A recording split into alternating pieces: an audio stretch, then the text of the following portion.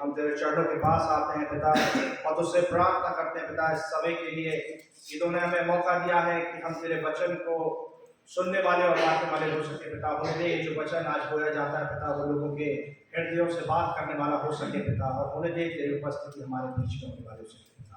हर एक बातों को तेरे हाथों में सौंपते हुए इस प्रार्थना को तेरे मीठे और पवित्र नाम से मांगते हैं, सुनो ग्रहण करता। परमेश्वर के मीठे और पवित्र नाम में आप सबको जय मसीह की।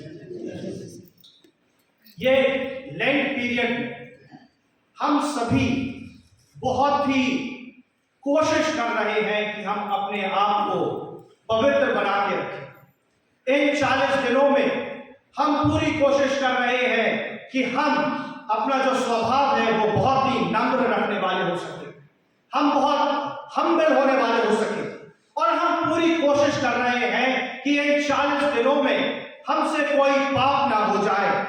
और शैतान भी जितनी कोशिश हम कर रहे हैं, शैतान भी उतनी कोशिश कर रहा है कि वो हमसे पाप करवाने वाला हो सके। जितनी कोशिश हम कर रहे हैं वो उससे दुगनी कोशिश कर रहा है हमसे पाप करवाने की। और इन 40 दिनों में शैतान वो हमारे वीक पॉइंट्स, वो हमारे वीक एरियाज ढूंढता है जिस पे हमें वो अटैक कर सके और हमें पाप करा सके। मेरा जो आज का सरमन का टॉपिक है वो बहुत ही क्लोज है इन 40 दिनों से, और वो बहुत ही क्लोज है उस ह्यूमन नेचर से, और विश्व में पूरी दुनिया में पाए जाने वाले हर एक व्यक्ति के अंदर वो पाया जाता है। और वो बहुत ही सिंपल सा है जिसके बारे में इन 40 दिनों में हम प्रयास करते हैं कि हम पाप ना करें, और वो है टेम्पटेशन, प्रलोभन। ये जो टेम्पटेशन है, प्रलोभन है, ये मसीही जीवन का एक पार्ट बन चुका है, एक बहुत ही इंपॉर्टेंट पार्ट हो चुका है। ये टेम्पटेशन को अगर हम देखते हैं तो ये उस गार्डन ऑफ ईडन की तरफ से चला आ रहा है, आदम हवा से चला आ रहा है, और इन 40 दिनों में ये टेम्पटेशन हमारे यीशु के पास पहुंच गया। डेविल ने पूरी कोशिश करी उसको टेम्प्ट करने के लिए, but Jesus got victory over temptation. आज जब मैं आपके साथ इस विषय पे बात कर रहा हूं, हम सब मनुष्य हैं और हमारे जीवन में ऐसा नहीं हो सकता कि किसी बात का प्रलोभन ना हो।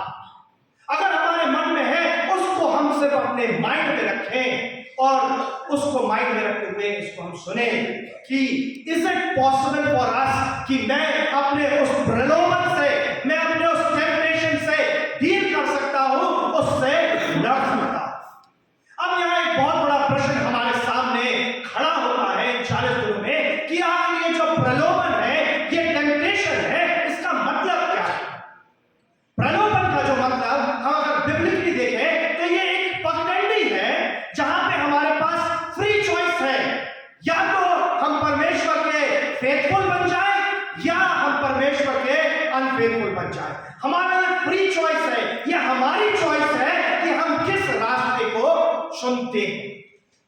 ये प्रलोभन एक ऐसी इच्छा है जो हमें मजबूर करती है टू डिसोबे आवर गॉड। ये ऐसी इच्छा है जो कि हमें मजबूर कर देती है कि हम अपने खुदा को डिसोबे करें। हम अपने जीवन में हर एक स्टेप बाय स्टेप जैसे हम आगे बढ़ते चले जाते हैं, यह प्रलोभन हमारे हर एक एरिया में फैला हुआ है। चाहे वो हमारी फाइनेंशियल सिचुएशंस क्यों ना हो, जब हमारे पास कोई फाइनेंशियल क्राइसिस आती है, यह प्रलोभन लिया जाता है कि कैसे हम अनफेयर मीन्स, कैसे हम धोखा देके इसको पूरा कर लें। चाहे वो हमारे कोई आनंद का टेम्पटेशन क्यों ना हो, कोई प्लेजर का टेम्पटेशन ना हो, हम कोई ना कोई रास्ता निकाल ही लेते हैं कि कैसे हम अपने आप को आनंदित या प्लेजराइज कर सके। चाहे वो टेम्पटेशन किसी पोजीशन का क्यों ना हो, कैसे भी करके हम रास्ता ढूंढ ही लेते हैं। यह जो पूरा संसार है, आज जो संसार चल रहा है, यह शैतान के हाथों में जकड़ चुका है। और इसी बीच में एक बहुत बड़ा टेम्पटेशन जो कि आज पूरी यूथ को अपने अंदर में कर चुका है, that is the sexual temptation. और ये जो दुनिया है वो इतनी ज्यादा दुष्ट हो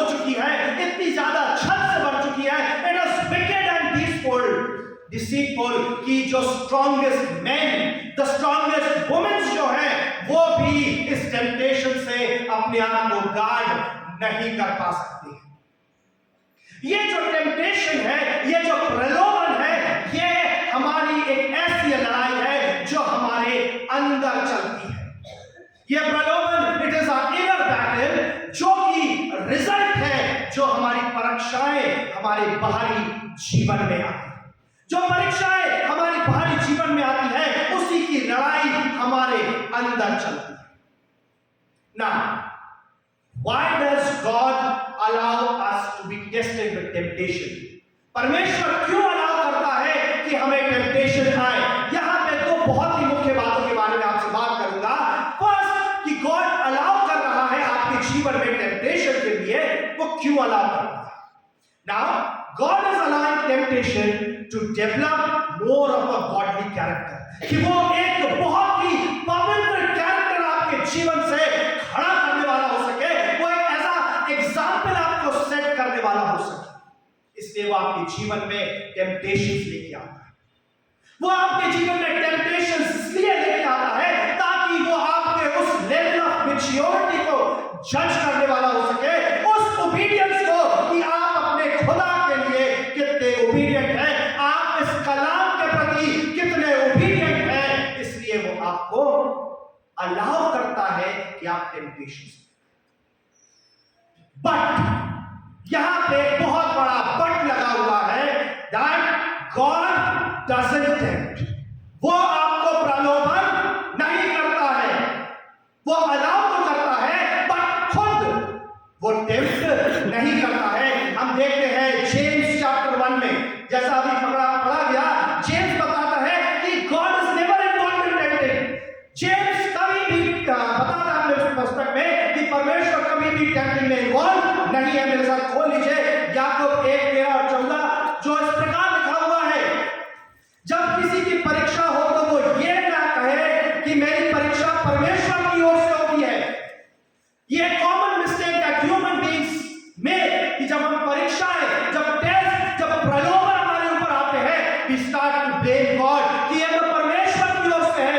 बाइबल हमें साफ बताती है कि मेरी परीक्षा परमेश्वर की ओर से नहीं होती, क्योंकि ना तो बुराई बातों से परमेश्वर की परीक्षा हो सकती है और ना वह किसी की परीक्षा आप करता है, परंतु प्रत्येक व्यक्ति अपनी ही अभिलाषा से खिंचकर और फंसकर परीक्षा में पड़ता है। बाइबल हमें साफ बताती है कि हमारे जो अनगॉडली डिजायर्स है, हमारी जो अनगॉडली इच्छाएं हैं, उसी की वजह से हम इस प्रलोभन में और अपने टेस्ट को जीवन में पाते हैं। पहला पत्रस 5 और 10 हमको बताता है कि संपूर्ण अनुग्रह का स्रोत परमेश्वर तुम्हें थोड़े समय यातना झेलने के बाद स्वयं ही तुम्हें फिर से स्थापित करेगा, सामर्थ बनाएगा और स्थिरता प्रदान करेगा। वो भले ही तुम्हारे जीवन में कितनी यातनाएं जाए, कितने टेस्ट में जाए, परंतु वही खुदा तुम्हें स्थापित करेगा और तुम्हें सामर्थ प्रदान करेगा। गॉड अलाउस टेस्ट, वो चाहता है कि आपके टेस्ट हो, सो यू बिकम स्ट्रांग, ताकि हम स्ट्रांग बने, strong in the faith of the God, strong कि हम उस परमेश्वर की उस ओबीडियंस को माने, स्ट्रांग कि हम उसके इस पवित्र शास्त्र में और ज्यादा स्ट्रांग हो, and to become strong pillar of the society. वो हमें टेस्ट करता है कि हम मजबूत बने। What are some of the means? वो कौन से कारण है जिससे टेम्पटेशंस हमारे जीवन में आती है? फ्रस्ट्रेशंस, डिफिकल्टीज, डिस्करेजमेंट्स, ये हर एक प्रत्येक व्यक्ति के जीवन में किसी ना किसी स्तर पे आती है। जब हम फ्रस्ट्रेट हो जाते हैं, हम ऐसे स्टेप्स ले लेते हैं जिसकी वजह से हम पाप कर बैठते हैं। और ये जो फ्रस्ट्रेशंस, ये डिफिकल्टीज, ये डिस्करेजमेंट, ये हमारे जीवन में वो फीलिंग्स लेके आते हैं जो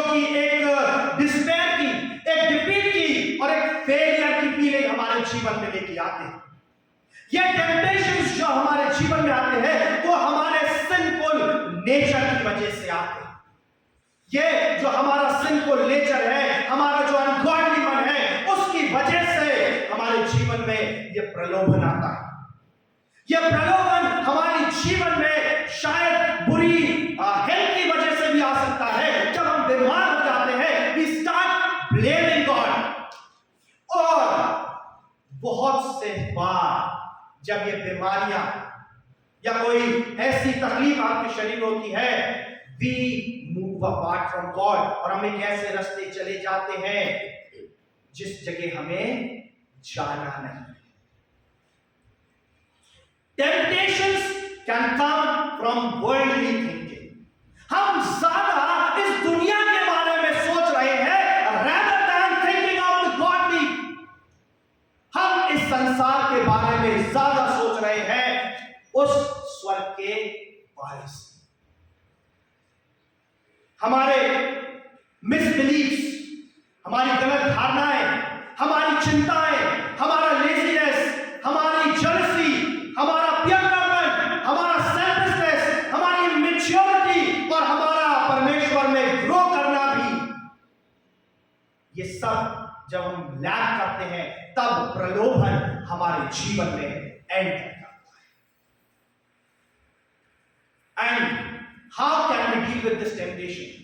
कैसे हम इस प्रलोभन से डील कर सकते हैं? हमें यह बहुत जरूरी है उस बिगर पिक्चर को समझने के लिए जो इस प्रलोभन के पीछे हुए हैं। जब प्रलोभन हमारे जीवन में आता है, वो डेविल हमें उस प्लेजर के बारे में दिखाता है। जो टेम्पटेशन है वो बहुत सुहावनी दिखती है, वो बहुत खूबसूरत दिखती है, परंतु ये जो प्रलोभन है ये टेम्परेरी है। हमें जरूरत है कि हम उस टेम्पटेशन के पीछे उस बड़ी छुपी हुई पिक्चर को देखें कि अगर मैंने ये स्टेप उठाया, what will be the consequences? इसके पीछे क्या कॉन्सिक्वेंस होंगे? मैंने जो पाप किया है उसका कॉन्सिक्वेंस क्या होगा? क्या वो मेरी मृत्यु का कारण होगा? क्या मैं परमेश्वर की निगाहों में गिर जाऊंगा? We need to understand the bigger picture कि इस पाप करने का कॉन्सिक्वेंस क्या है। यह जब प्रलोभन हमारे जीवन में आता है, you need to ask question। You need to ask question। वो सिंपल एक छोटा सा क्वेश्चन है, is it worth it?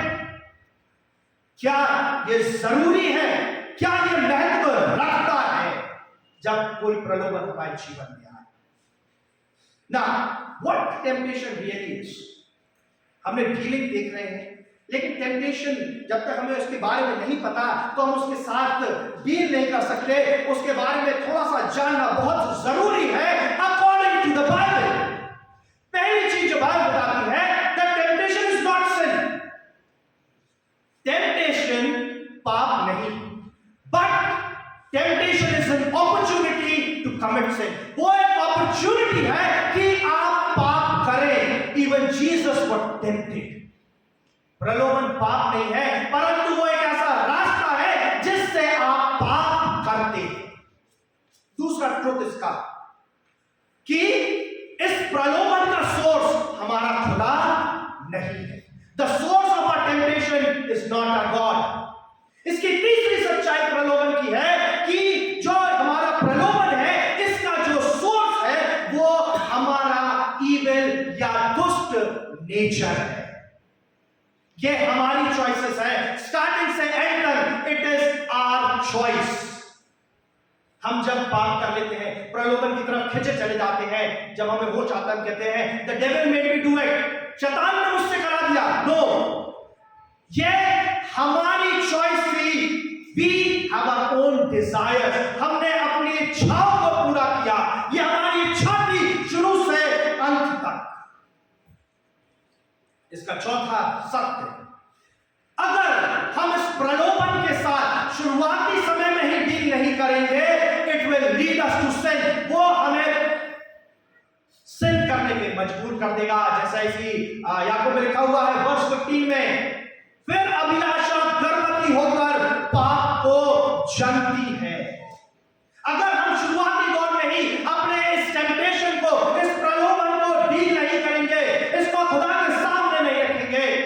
बात कर रहे हैं। ये जो बहुत जरूरी है हमारे लिए कि ये जो प्रलोभन हमारे जीवन में आता है, इसका हम एक पैटर्न समझने वाले हो सके। जो प्रलोभन मुझे है वो शायद मेरे इस भाई को नहीं है, और जो उस भाई को प्रलोभन है वो शायद किसी और को नहीं है। शैतान ने सबके लिए एक प्रलोभन सबको अलग अलग बना के दिया है। इट इज नॉट नेसेसरी कि सबको एक ही चीज का प्रलोभन या एक ही चीज का temptation, but it is very necessary to recognize the pattern of temptation। और इसको करने के लिए कहां हम खड़े होते हैं? पहली चीज हम देखते हैं कि आफ्टर बिग स्पिरिचुअल विक्ट्रीज, जब इन 40 दिनों में हम अपने आप को तैयार कर रहे हैं कि हम परमेश्वर के सामने आकर अपने पापों से अंगीकार कर रहे हैं, हम चाह रहे हैं कि हम पवित्र बने, हम चाह रहे हैं कि हम पाप न करें, ठीक उसी समय शैतान हम पे अटैक करता है, हमें वीक करता है। जितना नजदीक हम खुदा के पास जाने की कोशिश करते हैं, the harder the Satan tries to attack us। During our hard times, जब हमारी तकलीफें होती हैं, वर्स 3 में अगर हम नोट करें इसी याकूब में फर्स्ट चैप्टर के, जहां लिखा है जहां यीशु मसीह भूखा था और शैतान उसी समय आकर उसके ऊपर अटैक करता है, बट और ये शैतान जो है ये हमारे ऊपर उस समय आके अटैक करता है जब हम सबसे ज्यादा असुरक्षित होते हैं, या जब सबसे ज्यादा हम कमजोर होते हैं। चाहे वो हमारा किसी के साथ रिश्ता कितना भी गहरा हो, वो पेनफुल एंड हो जाता है, शैतान उसी समय आके अटैक करता है। चाहे हमारी जॉब क्यों ना चली हो गई, शैतान उसी समय आके अटैक करता है। चाहे हमारे ऊपर कितना फाइनेंशियल प्रॉब्लम क्यों ना आ जाए, आती है, शैतान उसी समय आके अटैक करता है। शैतान इन छोटी छोटी गैप्स का जो हमारी लाइफ में आते हैं, इसमें एडवांटेज ढूंढता है कि कैसे वो अपना पाव हमारे इस जीवन में बनाने वाला हो सके, कैसे हमारे जीवन में वो अपने पैरों को जमा सके। वो समय जब हम अपने फैमिली से या हमारा कोई क्लोज वंस है या हमारे फ्रेंड्स हैं, जब उससे हम सेपरेट हो जाते हैं, जिसको हम लोनलीनेस कहते हैं, अकेलापन। अकेलापन एक ऐसी उपजाऊ भूमि है जो कि इस प्रलोभन को जन्म देती है। पाप धीरे धीरे हमारे नजदीक आता जाता है और वेट करता है कि कैसे हम उस अकेलेपन में एंटर हो और वो हमारे ऊपर अटैक कर सके। यह समय है कि उस ट्रैप को तोड़े, उस जगह से निकले and enter in a close relationship with God. परमेश्वर के साथ वो संगति बनाए, परमेश्वर के जीवते कलाम को पढ़े, एंटर इनटू द चर्च। जब आप अकेले हैं, make a relationship with the living God. Temptation जो है ये कोई एक सिंगल स्टेप नहीं है, ये एक लंबा प्रोसेस है। इसके अंदर ढेर सारे स्टेप्स आते हैं, ये एक स्टेप में पूरा नहीं हो जाता, इसके अंदर 3 स्टेप्स आते हैं। जो पहला स्टेप देखते हैं वो है डिजायर, इच्छाएं। ये जो हमारी अनगॉडली डिजायर्स है जो कि हमें मुसीबत में डालती है, यही कारण है टेम्पटेशंस का। खाना हम सब खाते हैं, परंतु ग्लूटनी, पेटूपन, पाप। हम सब सोते हैं, बट लेजीनेस एक पाप। These are all the temptations। ये हमारे अनगॉडली डिजायर्स हैं जो कि हमें प्रोत्साहित करते हैं, जो कि हमें मोटिवेट करते हैं आगे बढ़ने के लिए। Marriage between a man and a woman, it is honourable in the eyes of the God. वो परमेश्वर के सामने बहुत ग्रहण योग्य है, but marriage between the same, it is a सिन।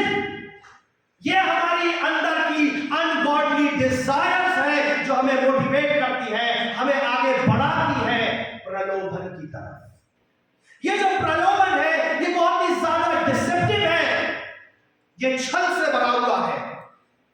जो प्रलोभन हमें दिखता है, क्या वो बुरा दिखता है? क्या बुरा दिखता होता तो क्या हम उस प्रलोभन के पास जाते? वो बहुत ही मनभावना, वो बहुत ही खूबसूरत और बहुत से सपने दिखाने वाला होता है, पर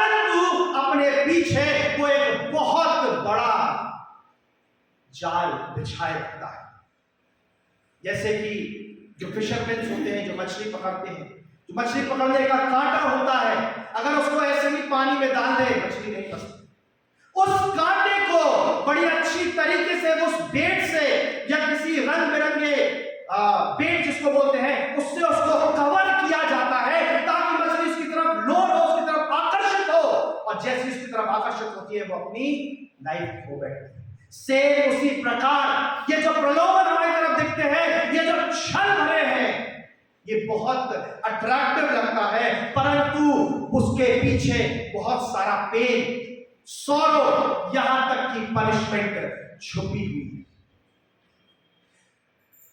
प्रलोभन हमें उन बातों की प्रॉमिस करता है जो वो हमें कभी नहीं देता। बड़े ध्यान से सुनिएगा, प्रलोभन उन सब बातों की प्रॉमिस करता है जो वो हमें कभी नहीं देता, परंतु वो चीजें हमको देता है जिसका उसने कभी प्रॉमिस नहीं किया है। तीसरा है disobedience.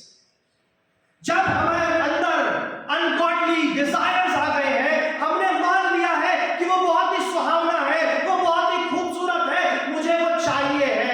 Now this is the time जब हम अपने खुदा को डिसोबे कर देते हैं, वी बिकम अनगॉडली, और ये हमारा जो डिसोबीडियंस है परमेश्वर के खिलाफ, वो ही हमें सिन की तरफ, उस पाप की तरफ ले जाता है। और जब हम इस पाप की कीच में गिर जाते हैं, हम उस शैतान के चंगुल में फंस जाते। It is a very long process. ये एक स्टेप में नहीं हो जाता कि मैंने देखा और मैंने पाप कर दिया, but it is an opportunity. प्रलोभन एक अपॉर्चुनिटी है to commit a sin. Now how can we overcome this temptation? कैसे हम इस प्रलोभन को ओवरकम कर सकते हैं? All according to this Bible.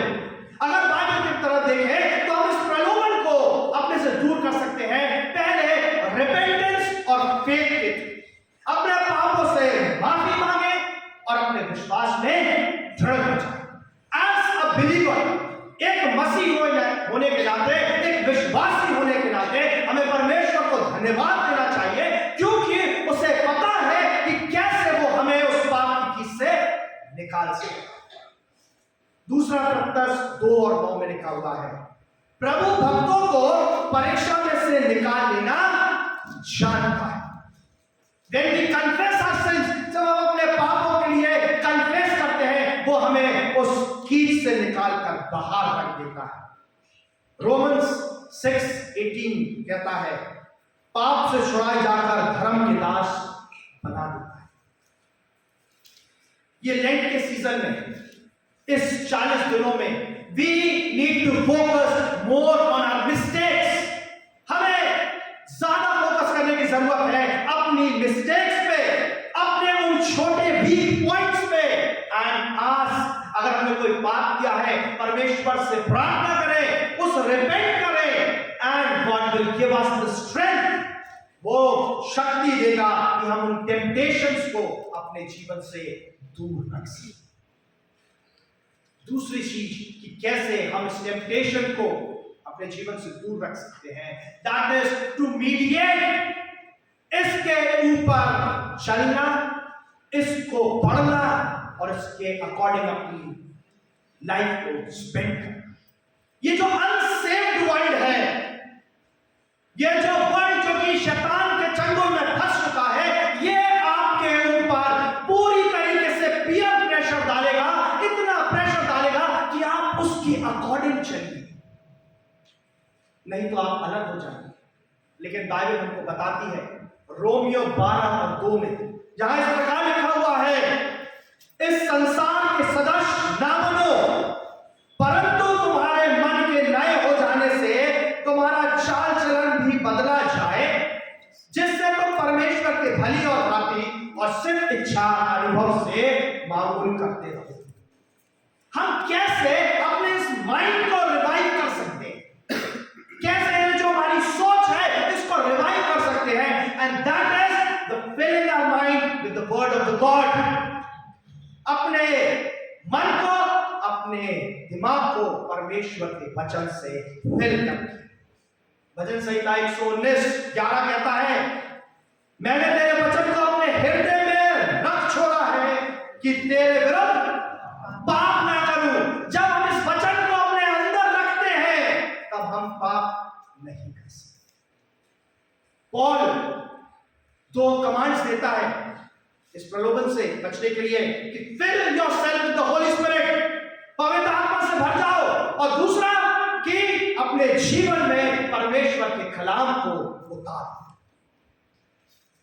Mediate on the gods word.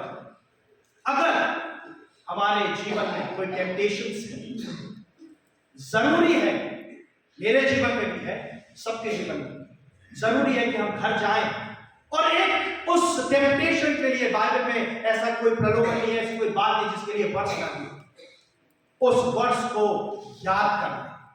And every time जब वो प्रलोभन आपके जीवन में आता है, रिमेंबर दैट वर्स, उसको वर्ष को रिपीट करें और अपने से पूछें, इज इट वर्थ इट, क्या ये जरूरी है। तीसरा, कैसे हम प्रलोभन के ओवरकम कर सकते हैं। Avoid tempting situations.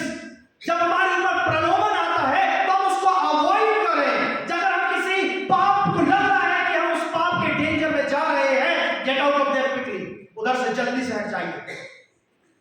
Stay away from the people जो आपको मोटिवेट करते हैं, जो आपको इन्फ्लुएंस करते हैं कि आप ईविल करें। भजन संहिता 1 और 1 अभी पढ़ा गया। पहला ही भजन संहिता का पहला जो वर्ष है वो लिखा हुआ है, क्या ही धन्य है वे पुरुष जो दुष्टों की युक्ति पर नहीं चलता और न पापियों के मार्ग में खड़ा होता और न ठट्टा करने वालों की मंडली में बैठता है। Move away from there. नीति वचन 4:14 इसका सेकंड पार्ट कहता है, दुष्टों की राहों में पांव न रखना। यहां साफ लिखा हुआ है कि दुष्टों की राहों में पांव न रखना और बुरे लोगों के मार्ग पर ना चलना। एज अ क्रिश्चियंस ये हमारे लिए बहुत जरूरी है कि हम जब हम देखते हैं अनैतिकता की तरफ हम बढ़ रहे हैं, जरूरी है कि हम वहां से मूव हो जाएं। जब हम अपनी जवानी के अभिलाषाओं की तरफ मूव करते हैं, यह जरूरी है कि हम वहां से तुरंत मूव कर जाएं। और इसी बीच में अगर आपके कुछ दोस्त, अगर आपके कुछ प्रिय आपसे अलग हो जाते हैं, that is not more important. Your relationship with God is more important than with that person. आपका संबंध आपके पवित्र परमेश्वर से ज्यादा इंपॉर्टेंट है आपके उस प्रिय मित्र या उस प्यारे का। पहला कुरिन्थियों 15:33 कहता है, बुरी संगति अच्छे चरित्र को बिगाड़ देती है।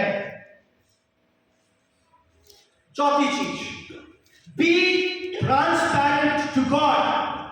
परमेश्वर के साथ पारदर्शिता रखें, एकदम क्लियर। इन 40 दिनों में हम बाइबल पढ़ रहे हैं, अपने हर एक पाप परमेश्वर के सामने खोल कर रख देते हैं। इसी 40 दिनों में tell your sins to God. अपने टेम्पटेशंस जो अपने जीवन में आप दिन भर दिन जो फेस करते हैं, टेल इट टू गॉड। और उसकी जो प्रॉमिस है उसको याद रखें जो भी मिलती है।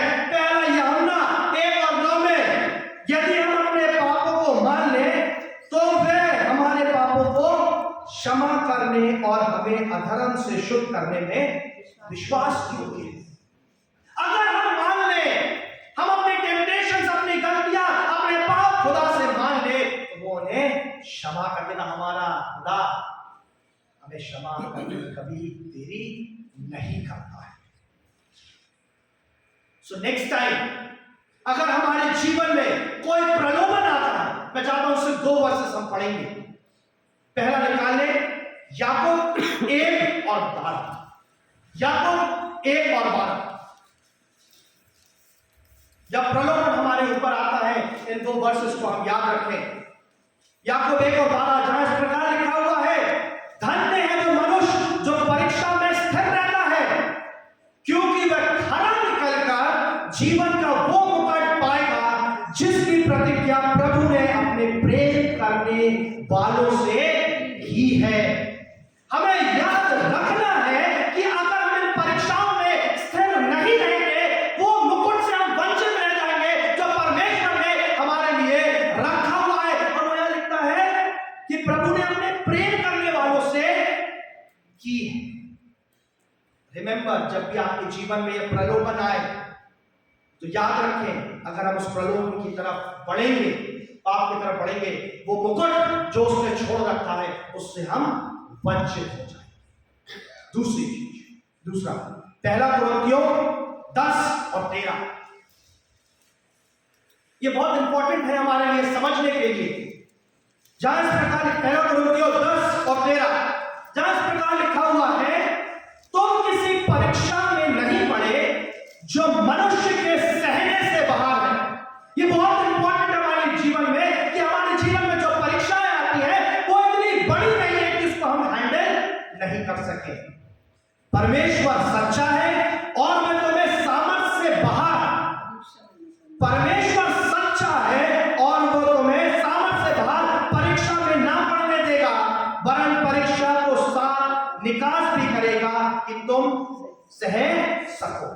नेक्स्ट टाइम जब आपके जीवन में प्रलोभन आए या टेम्पटेशंस मेरे जीवन में आए, याद रखिए टेम्पटेशन टेम्पररी है, इतना सामर्थ्य नहीं है, हमारे खुदा से ज्यादा सामर्थ्य नहीं है। अगली बार जब टेम्पटेशन या प्रलोभन हम पाप करने के लिए आगे बढ़ते हैं, हम ये दो चीजों को याद रखें। टेम्पटेशन कैसे डील करें? परमेश्वर को वचन को पढ़ के, उस सिचुएशंस में स्थिर रह के, परमेश्वर के साथ एक क्लोज रिलेशनशिप बनाकर और अपने पापों से अंगीकार करके अपने विश्वास में दृढ़ होकर इन 40 दिनों में परमेश्वर से माफी मांगे और उसकी नजदीकी है। ये 40 दिन हमारे जीवन में बहुत महत्वपूर्ण होते हैं। ये वो समय होता है जब हम अपना पूरा मन खोलकर परमेश्वर के सामने रख देते हैं और उससे हम प्रार्थना करते हैं। एक पूरा साल हो चुका है, लास्ट ईयर हमने सबने प्रार्थना करी थी खड़े होकर एक दूसरे का हाथ पकड़कर। एक साल बीत चुका है। आइए हम एक बार फिर से अपने स्थान पर खड़े होकर अपने बाजू वाले का हाथ पकड़कर एक साथ प्रार्थना करें कि परमेश्वर तू मुझे इस प्रलोभन से दूर रख। परमेश्वर इस चर्च के हर एक व्यक्ति को, इस चर्च को हर एक टेम्पटेशन से दूर रख, अपने लहू के बाड़े में बांध के रख। आइए हम अपने स्थान पर खड़े हो जाएं, हम प्रार्थना करें कि हर एक प्रलोभन जो हमारे जीवन में शैतान की तरफ से आता है वो टूटने वाला हो सके और हम एज अ चर्च उस परमेश्वर की महिमा को देखने वाले हो सके। आइए हम प्रार्थना करें, हम अपने एक दूसरे का हाथ पकड़ें और हम प्रार्थना करें। धन्यवाद धन्यवाद धन्यवाद, स्तुति के पिता परमेश्वर, एक बार फिर से हम तेरे चरणों के पास आते हैं पिता, और एज अ चर्च पिता, एज अ इंडिविजुअल हम तुझसे प्रार्थना करते हैं पिता कि हर एक शैतानी शक्ति, उस प्रलोभन की, उस टेम्पटेशन की जो हमारे जीवन में कार्य करती है वो टूटने वाली हो सके पिता। इस चर्च के ऊपर कोई भी प्रलोभन, कोई भी टेम्पटेशन आता है वो तेरे नाम से दूर होने वाले हो सके पिता। हर एक व्यक्ति के जीवन में, उसके मन में जो परेशानी है और वो अपनी हर एक चिंताएं, हर एक परेशानी पिता वो तेरे ऊपर डालने वाला हो सके पिता, और तुझसे रिपेंट करके, तुझसे माफी मांग के तेरे चरणों के पास आके तेरी हम तुझसे फाइश करने वाला हो सके पिता।